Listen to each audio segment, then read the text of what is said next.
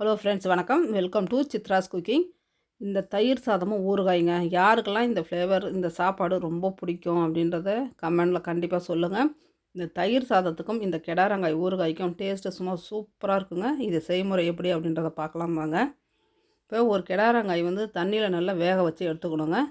தண்ணி நல்லா முழுகிற அளவுக்கு காய் அதில் போட்டுடுங்க. காய் வந்து ஒரு 10 நிமிஷம் வேக வச்சிங்கன்னா இந்த அளவுக்கு நல்லா வெந்து வந்துடும். அதை அப்படியே எடுத்துகிட்டு வந்துடலாம். ஆறுனதுக்கு பிறகு நான் கட் பண்ணிக்கிறேன்.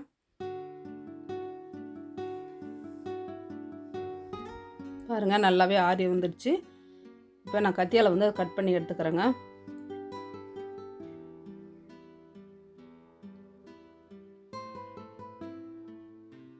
இப்போ கத்தியால் கட் பண்ணி பார்த்தா எனக்கு அந்தளவுக்கு கட் பண்ண வரலங்க. நல்லா வெந்துடுச்சு இல்லைங்களா, அதனால் ரொம்ப அந்த உள்ளே இருக்கக்கூடிய சதைகள் நசுங்குச்சு. அதனால் சிசரால் கட் பண்ணி எடுத்துக்கிட்டேங்க. சின்ன சின்னதாக கட் பண்ணி காயை வந்து ஒரு ஓரமாக எடுத்து வச்சாச்சுங்க. ஸ்டவ்வில் வந்து கடாயை வச்சுருக்கேன். நல்லா அடிக்கணமான ஒரு அனலாக எடுத்துக்கோங்க. கடுகு 1 ஸ்பூன் அதில் போட்டிருக்கேங்க. வெந்தயம் 1 ஸ்பூன், ஜீரகம் 1 ஸ்பூன், பெருஞ்சீரகம் 1 ஸ்பூன் அளவுக்கு எடுத்துக்கோங்க. காய்ந்த மிளகாய் 3. இது ஒரு காய்க்கான அளவுகள்ங்க. உப்பு 2 டேபிள் ஸ்பூன் அளவுக்கு எடுத்துருக்கேன். இது எல்லாமே நல்லா வறுத்து எடுத்துக்கணுங்க. இதில் ஆயிலெலாம் எதுவுமே சேர்க்கணும்னு அவசியம் இல்லை. வானல்லாம் அப்படியே வறுத்து எடுத்துக்கலாம். நல்லா பொரிஞ்சு வரணும். இந்த பொருட்கள் ஃபுல்லாக நம்மளுக்கு பொரியுங்க. ஸ்டவ்வை வந்து நல்லா சிம்மில் வச்சுட்டு வறுத்து எடுத்துக்கோங்க. நம்மளுக்கு வறுக்கும் போதே வாசனைகள் வரும். அப்போ எடுத்து நம்ம வேறு பாத்திரத்தில் மாற்றிக்கலாம். இப்போ 1 ஸ்பூன் ஆயில் சேர்த்துட்டு சின்னதாக ஒரு பெருங்காயம் கட்டி போட்டுக்குங்க. அது வந்து நல்லா பொரிஞ்சு வரணுங்க. கட்டி பெருங்காயம் உங்கள்கிட்ட இல்லை அப்படின்னா நீங்கள் தூள் பெருங்காயம் கூட சேர்த்துக்கலாம். கட்டி பெருங்காயம் போடும்போது வாசனையாக ரொம்பவே நல்லாயிருக்கும். இப்போ நல்லாவே பெருங்காயம் பொரிஞ்சிடுச்சிங்க. அதுவும் அந்த வறுத்து வச்ச இந்த பொருளோடு சேர்த்தாச்சு. இப்போ அதே கடாயிலே ஆயில் வந்து ஒரு 4 டேபிள் ஸ்பூன் அளவுக்கு நான் ஊற்றிருக்கேங்க. ஒரு கெடாரங்காய்க்கு 4 ஸ்பூன் அளவுக்கு ஆயில் வந்து கரெக்டாக இருக்கும். அதில் கடுகு உளுந்து போட்டுக்குங்க. கடுகு உளுந்தும் நல்லா பொரியணுங்க. பொரிஞ்சதுக்கு பிறகு கருவேப்பிலை சேர்த்துருக்கேன். நம்ம கட் பண்ணி வச்சுருக்க கெடாரங்காயை அதில் சேர்த்துக்கலாம். சேர்த்து நல்லா வதக்கி விடுங்க. இது கலருக்காக காஷ்மீர் மிளகாய் தூள் வந்து நான் அதில் சேர்த்துருக்கேன்.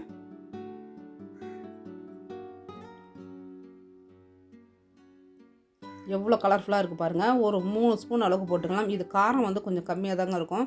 3 ஸ்பூன் அளவுக்கு போட்டு நல்லா கொஞ்சம் வதக்கி விட்டுக்கலாங்க, பச்சை வாசனை போகிற அளவுக்கு. இப்போ நம்ம வறுத்து ரெடி பண்ணக்கூடிய பொருள் எல்லாமே ஒரு 3 ஸ்பூன் அளவுக்கு நான் அதில் சேர்த்துருக்கேன். அந்த மிக்சியில் இருந்த பொருளை வந்து கொட்டினா இல்லைங்களா, அதை ஒட்டி இருந்த பவுடர் அது 1 ஸ்பூன் அளவுக்கு வரும். இப்போ அரைச்சதுலேருந்து 2 ஸ்பூன் அளவுக்கு தாங்க நான் சேர்த்துருக்கேன். அந்த பவுடரையும் சேர்த்து நல்லா வதக்கி விட்டுக்கலாம். ஒரு 5 நிமிஷத்துலேயே நம்மளுக்கு எண்ணெய் நல்லா பிரிஞ்சு வருங்க. அந்த அளவுக்கு நல்லா வதக்கி விட்டுக்குங்க. பாருங்கள், பார்க்கும்போது நம்மளுக்கு எண்ணெய் எல்லாம் ஓரத்தில் அந்தளவுக்கு நல்லா பிரிஞ்சு வருது. இந்த சமயத்தில் நம்ம வெல்லம் வந்து ஒரு 50 கிராம் அளவுக்கு வெல்லம் சேர்த்துக்கிறேன். நல்லா பவுடராக இடிச்சிட்டு வெல்லம் சேர்த்துக்குங்க. வெல்லம் சேர்த்து செய்யும்போது தாங்க இந்த ஊறுகாய்க்கு டேஸ்ட்டே ரொம்ப சூப்பராக இருக்கும். வெல்லம் சேர்த்து நல்லா கலந்து விடுங்க. எந்த அளவுக்கு நம்மளுக்கு கலர் கொடுக்குது பாருங்கள். பார்க்குறதுக்கே சாப்பிட்ணும் போல் இருக்குது. அந்த அளவுக்கு சூப்பராக இருக்குது.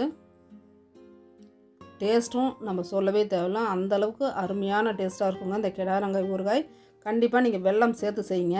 பிடிக்காதவர்கள் வெல்லம் இல்லாமல் கூட நீங்கள் அப்படியே வச்சுக்கலாங்க. காரமாகவும் கொஞ்சம் அந்த கெடாரங்காயினுடைய டேஸ்ட்டோடையும் இருக்கும். வெல்லம் சேர்க்கும் போது இதனுடைய ஃப்ளேவர் வேறு மாதிரி இருக்கும்.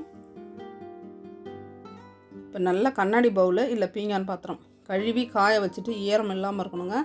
எந்த ஊறுகாயாக இருந்தாலுமே நம்ம ஈரம் இல்லாத கண்ணாடி பாட்டிலில் போட்டு ஸ்டோர் பண்ணி வச்சுக்கிறது ரொம்பவே நல்லது. இப்போ இது வந்து நம்மளுக்கு மாத கணக்கில் நம்ம வச்சுருந்து சாப்பிட்லாங்க. நீங்கள் ஃப்ரிட்ஜில் வச்சு யூஸ் பண்ணிக்கோங்க. ரொம்ப நாள் வரைக்கும் கெட்டு போகாமல் இருக்கும் இந்த ஊறுகாய். இப்போ நல்லா தயிர் ஊற்றி தாளித்த சாதம் சூப்பராக இருந்துச்சு. தயிர் சாதத்துக்கு இந்த ஊறுகாய் கொஞ்சமாக வச்சு சாப்பிட்டு பாருங்கள். இதை விட வேறு என்னங்க வேணும்? அந்த அளவுக்கு அருமையாக இருக்கும். ஸ்கூலுக்கு போகிற குழந்தைங்களுக்கு கொஞ்சமாக தயிர் ஊற்றி பால் ஒரு 2 டம்ளர் ஊற்றி சாதத்தை நல்லா குழைய வேக வச்சு கிண்டிட்டு இந்த ஊறுகாயை கொஞ்சம் ஒரு டப்பாவில் வச்சு நீங்கள் கொடுத்து விடுங்க. வேணான்னு சொல்ல மாட்டாங்கங்க. அந்தளவுக்கு விரும்பி சாப்பிடுவாங்க. அவ்வளோ டேஸ்ட்டாக இருக்குது இந்த கெடாரங்காய் ஊறுகாய்.